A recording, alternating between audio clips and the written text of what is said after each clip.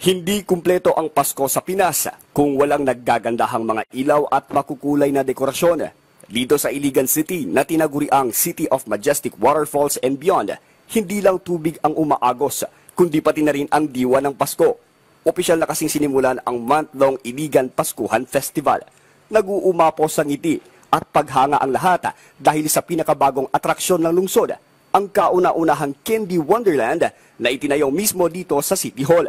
Bawat sulok na nito ay Instagrammable spot at perfect for holiday selfie. Sobrang maganda at maraming effort at maraming time ang ginagamit nito sa paggawa ng mga ganito at ng mga disenyo. Kung ikumpara last year, mas maganda ito at mayroong improvement. It's very nice, no, seeing this kind of design here in Iligan City. Very wow. The design, the theme is very nice. Per months talaga, ramdam na talaga yung Pasko, no? Mafe-feel mo talaga na Christmas is coming talaga here sa Iligan City. Bukod sa Candy Wonderland, nagniningning din ang Tubod Bridge Medical Rotunda at siyempre, ang higanteng Christmas tree sa City Public Plaza.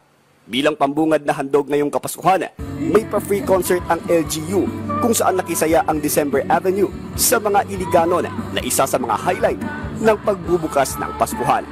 At para mas maging kumpleto ang pagdiriwang, iba't ibang aktibidad ang nakahanay rito sa lungsod hanggang sa pagtatapos ng taon, gaya ng Paskuhan at Women's Paskuhan Bazaar, Hudyaka sa Pasko Street Dancing Competition, Street Party at Tricycad Race.